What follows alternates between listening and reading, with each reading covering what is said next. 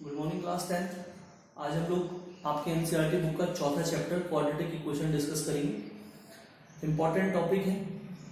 आपके पास एक वही 3 या 4 नंबर का एक क्वेश्चन इस एक्सरसाइज से जरूर आएगा। बहुत आसान ये टॉपिक है। मुझे उम्मीद है कि आप लोग इस वीडियो को पूरा देखेंगे और जब आप लास्ट में इस वीडियो के होंगे तो क्वाड्रेटिक इक्वेशन का जो बेसिक कंसेप्ट है वो आपका क्लियर होगा। बच्चों, हमारा जो टॉपिक है क्वाड्रेटिक इक्वेशन, इस टॉपिक को समझने से पहले आप लोगों को 2 चीजों को ध्यान रखना है। हम लीनियर पेयर ऑफ इक्वेशन में भी इसको डिस्कस कर चुके हैं। सबसे पहला जो पॉइंट ऑफ डिस्कशन हमारा होगा वो होगा इक्वेशन क्या है। मैंने आप लोगों को बताया है कि an equation is combination of variable and constant. हम बात करते हैं बच्चों इक्वेशन की, और हम जब बात करते हैं इक्वेशन क्या होती है मैथ्स में, तो हम जानते हैं कि इक्वेशन वेरिएबल और कांस्टेंट का एक कॉम्बिनेशन है। इस कॉम्बिनेशन में बीच में इज इक्वल टू का साइन होना जरूरी है। इट मींस इस कॉम्बिनेशन की 2 साइड होनी जरूरी है, लेफ्ट हैंड साइड और राइट हैंड साइड। एग्जांपल मैंने यहाँ पर लिखा है x + 5 = 0। अगर आप ध्यान से देखेंगे तो ये एक इक्वेशन है। क्यों ये इक्वेशन है? क्योंकि वेरिएबल x 5, इसके बीच में प्लस = और 0। कोई भी ऐसा कॉम्बिनेशन वेरिएबल और कांस्टेंट का जिस कॉम्बिनेशन, जब मैं कॉम्बिनेशन शब्द यूज करता हूं तो कॉम्बिनेशन का मतलब होता है कि वेरिएबल्स और कांस्टेंट आपस में ऐड, सब्ट्रैक्ट, मल्टीप्लाई और डिवाइड हो रखे हो। और डिवाइड, ऐड, सब्ट्रैक्ट, मल्टीप्लाई और डिवाइड होने के बाद वो इस तरीके से कंबाइन हो रखे हो कि उनके बीच में = का साइन लगा हो और एक साइड लेफ्ट हैंड साइड और एक साइड राइट हैंड साइड हो। इन जनरल अगर आप लोगों को समझना हो तो सबसे पहले आपको ये समझना है कि इक्वेशन क्या होती है। इक्वेशन वेरिएबल और कांस्टेंट का एक ऐसा कॉम्बिनेशन है जिस कॉम्बिनेशन में बीच में = का साइन होता है, एक लेफ्ट हैंड साइड होती है और एक राइट हैंड साइड होती है। That is called equation. उसको हम इक्वेशन कहते हैं। इक्वेशन, और वो भी क्वाड्रेटिक इक्वेशन। इक्वेशंस बहुत सारे टाइप की होती है। इक्वेशन को जब हम बच्चों क्लासिफाई करते हैं तो इक्वेशन का जो क्लासिफिकेशन है वो बहुत सारे तरीके से हो सकता है। इन टर्म ऑफ टर्म्स हो सकता है, इन टर्म ऑफ पावर हो सकता है। कोई एक ऐसी इक्वेशन जिस इक्वेशन में जो वेरिएबल है, जैसे यहां पर वेरिएबल x है, कोई भी एक ऐसी इक्वेशन जिस इक्वेशन में वेरिएबल की जो मैक्सिमम पावर है वो 2 है। मैं रिपीट कर रहा हूं बच्चों, एक ऐसी इक्वेशन जिस इक्वेशन में वेरिएबल की मैक्सिमम पावर 2 है, उस इक्वेशन को हम क्वाड्रेटिक इक्वेशन कहते हैं। मैंने यहां पर लिखा है x² = 25। सबसे पहले आपको ये समझना है कि क्या ये इक्वेशन है। हाँ, ये इक्वेशन है। क्यों इक्वेशन है? क्योंकि इसमें वेरिएबल और कांस्टेंट है और बीच में = का साइन है। वेरिएबल की पावर को देखते हैं। वेरिएबल की मैक्सिमम पावर कितनी है? वेरिएबल की मैक्सिमम पावर 2 है। अगर वेरिएबल की मैक्सिमम पावर 2 होगी तो इक्वेशन क्वाड्रेटिक इक्वेशन होगी। वेरिएबल x भी हो सकता है, y भी हो सकता है, z भी हो सकता है, कुछ भी हो सकता है variable, but the maximum power of variable should be 2। अगर वेरिएबल की मैक्सिमम पावर 2 है तो उस इक्वेशन को हम क्वाड्रेटिक इक्वेशन कहते हैं। जैसे मैंने यहाँ पर एक एग्जांपल ये लिया है। मैंने लिखा 2x² + 5x + 10 = 0। इस इक्वेशन को ध्यान से देखेंगे। इस इक्वेशन में जो वेरिएबल है x है और इसकी जो मैक्सिमम पावर है वो मैक्सिमम पावर 2 है। तो आपको ये ध्यान रखना है कि कोई भी एक इक्वेशन आपके पास अगर ऐसी हो कि जिस इक्वेशन में प्रेजेंट वेरिएबल की मैक्सिमम पावर 2 हो तो that is called quadratic equation. उसको हम क्वाड्रेटिक इक्वेशन कहते हैं। अब सवाल ये आता है कि क्वाड्रेटिक इक्वेशन, ठीक है, हर वो इक्वेशन क्वाड्रेटिक इक्वेशन कहलाती है जिसमें वेरिएबल की मैक्सिमम पावर 2 हो।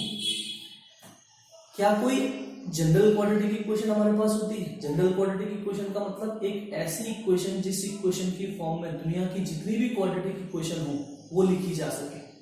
अगर कोई ऐसी फॉर्म है तो उसे हम कहते हैं बच्चों जनरल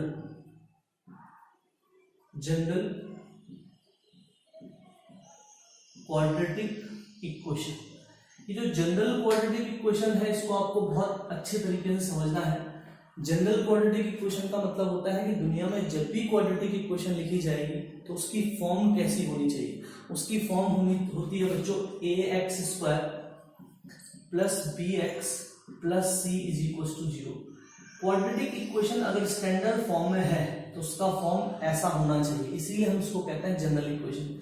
ये जो a है, ये जो b है, ये जो c है, ये कुछ भी हो सकता है, ये बदलने वाले कॉन्स्टेंट्स हैं। आगे आप पढ़ेंगे कि इन कॉन्स्टेंट्स को हम आर्बिट्ररी कॉन्स्टेंट्स कहते हैं। ये वेरिएबल x के बदले y भी हो सकता है, मैंने आपको पहले भी बताया, z भी हो सकता है, t भी हो सकता है और कुछ भी हो सकता है।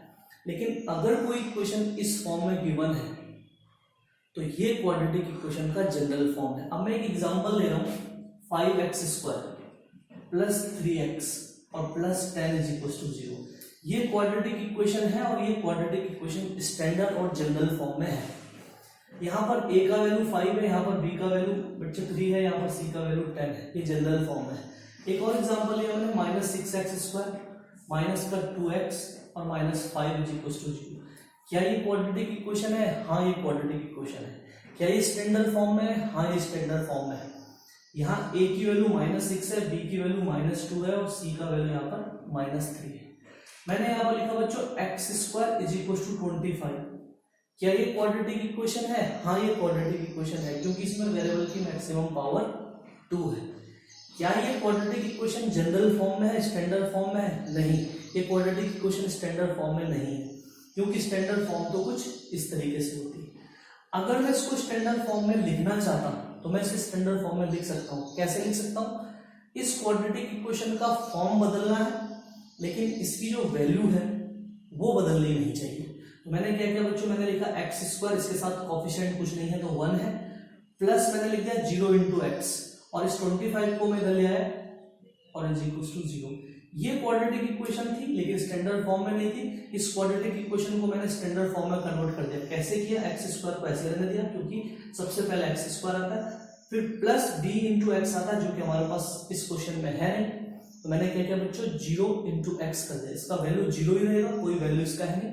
इस 25 को हम इधर ले आए, माइनस का 25 इज इक्वल टू 0। यहाँ पर अगर आप स्टैंडर्ड इक्वेशन से इसको कंपेयर करेंगे बच्चों, तो a का वैल्यू है कितना? 1, इसका कोफिशिएंट a कहलाता है 1, b का वैल्यू होता है जो x का कोफिशिएंट होता है वो 0 है। जहां पर x का कोफिशिएंट नहीं है, ये ऑब्वियस है कि वहां पर b 0 होगा, और c इज इक्वल टू आपका -25। This is quadratic equation and general quadratic equation. आप किसी भी एक्सरसाइज को तभी सॉल्व कर पाएंगे जब आप उसका बेसिक कंसेप्ट समझ पाएंगे। क्वाड्रेटिक इक्वेशन कैसे सॉल्व करते हैं, उसकी एप्लीकेशन क्या है, वो हम तब समझ पाएंगे जब हम क्वाड्रेटिक इक्वेशन क्या होती है पहले हम उसे समझें। तो आप लोगों को ध्यान से समझना है कि एक ऐसी इक्वेशन को क्वाड्रेटिक इक्वेशन कहते हैं जिस इक्वेशन में वेरिएबल का जो मैक्सिमम पावर है वो 2 होता है। किसी भी क्वाड्रेटिक इक्वेशन का जो जनरल फॉर्म है या स्टैंडर्ड फॉर्म है वो ax² plus bx plus c is equal to 0 होता है। ये दो इक्वेशन स्टैंडर्ड फॉर्म में थी। ये भी क्वाड्रेटिक इक्वेशन है तीसरी, लेकिन ये स्टैंडर्ड फॉर्म में नहीं है। हमने इस क्वाड्रेटिक इक्वेशन को स्टैंडर्ड फॉर्म में लिखा और कुछ इस तरीके से हमने इसको स्टैंडर्ड फॉर्म में लिखा। तो बच्चों दिस इज क्वाड्रेटिक इक्वेशन। अब सवाल जो नेक्स्ट है हमारा, जो नेक्स्ट क्वेश्चन हमारे पास आता है वो ये आता है कि किसी क्वाड्रेटिक इक्वेशन को सॉल्व कैसे करना है।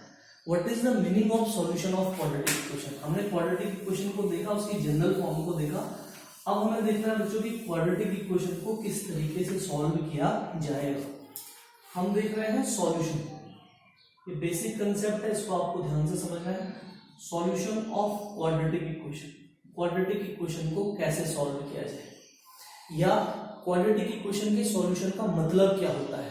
मैंने आपको बताया था बच्चों, किसी भी इक्वेशन का जो सॉल्यूशन है उसका मतलब होता है to find value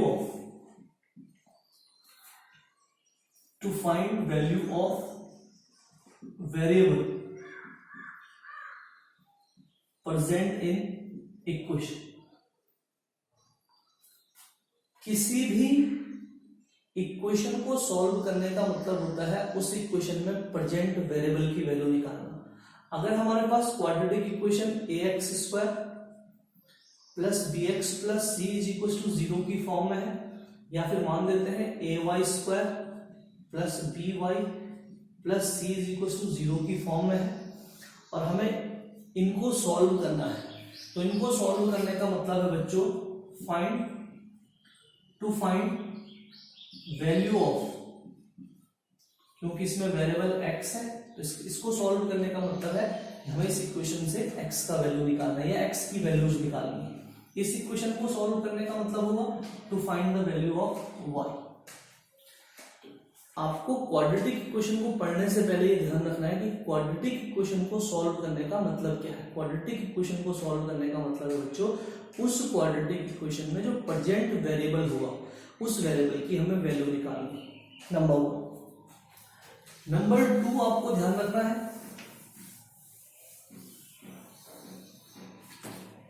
if ax square plus bx plus c is equal to 0 is one quadratic equation.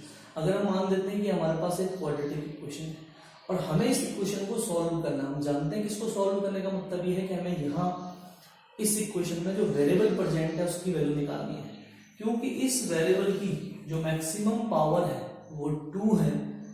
तो दैट्स वाई जो नंबर ऑफ सॉल्यूशन होंगे, ये आपको ध्यान रखना इंपॉर्टेंट पॉइंट है, number of solution of any quadratic equation,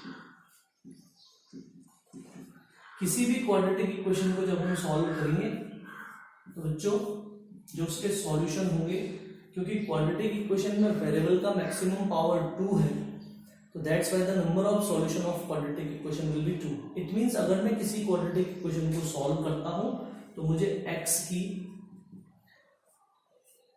2 values मिलेगी और दोनों की दोनों वैल्यूज उस क्वाड्रेटिक इक्वेशन का सॉल्यूशन होगा। This is very important point. मैं एक बार इस पॉइंट को रिपीट कर रहा हूं बच्चों। क्वाड्रेटिक इक्वेशन एक ऐसी इक्वेशन होती है जिसमें वेरिएबल की मैक्सिमम पावर 2 होती है। अगर हमें किसी क्वाड्रेटिक इक्वेशन को सॉल्व करना है तो क्वाड्रेटिक इक्वेशन को सॉल्व करने का मतलब है क्वाड्रेटिक इक्वेशन में प्रेजेंट वेरिएबल की हमें वैल्यू निकालनी है। किसी क्वाड्रेटिक इक्वेशन को जब हम सॉल्व करेंगे तो हमेशा क्वाड्रेटिक इक्वेशन में जो प्रेजेंट वेरिएबल है बच्चों उस प्रेजेंट वेरिएबल की 2 वैल्यूज निकल के आएंगे और वो दोनों की दोनों वैल्यूज उस क्वाड्रेटिक इक्वेशन का सॉल्यूशन कहलाएगी। अब आपको एक और चीज ध्यान रखनी है कि सॉल्यूशन को हम एक और नाम से जानते हैं, roots. Roots of quadratic equation का मतलब है सॉल्यूशन ऑफ क्वाड्रेटिक इक्वेशन। एक और नाम इसका होता है बच्चों zeros. Zeros of quadratic equation अगर हम लोग निकाल रहे हैं तो जीरोस ऑफ क्वाड्रेटिक इक्वेशन निकालने का मतलब है कि हम लोग उस क्वाड्रेटिक इक्वेशन को सॉल्व कर रहे हैं। तो जो क्वाड्रेटिक इक्वेशन का सॉल्यूशन होता है उसको हम 2 और नाम से जानते हैं, zeros of quadratic equation, roots of quadratic equation और तीसरा नाम है सॉल्यूशन ऑफ क्वाड्रेटिक इक्वेशन। तो ये आप लोगों को ध्यान रखना है। Number next,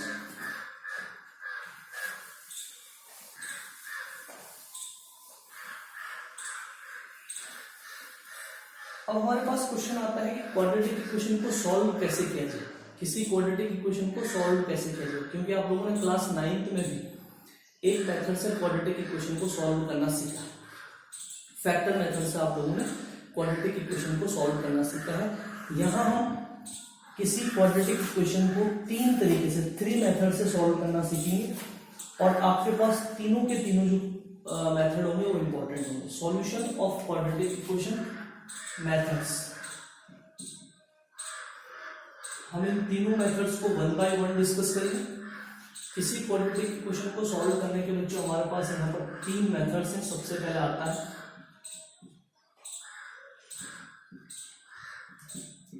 factorisation method. इस मेथड को आप लोगों ने एक बार डिस्कस भी किया है क्लास 9 में। सेकेंड मेथड हमारे पास आता है बच्चों फॉर्मूला मेथड। इस फॉर्मूला मेथड को हम एक और नाम से जानते हैं, इट्स कॉल्ड श्रीधराचार्य फॉर्मूला। ये जो फॉर्मूला मेथड हम आगे डिस्कस करेंगे बच्चों, इसको हम एक और नाम से जानते हैं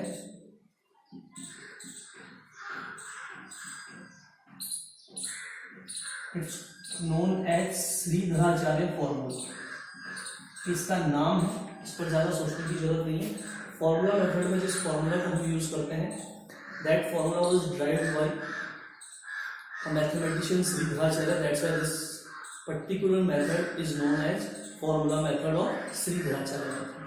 एक और मेथड हमारे पास आता है बच्चों कंप्लीटिंग स्क्वायर मेथड।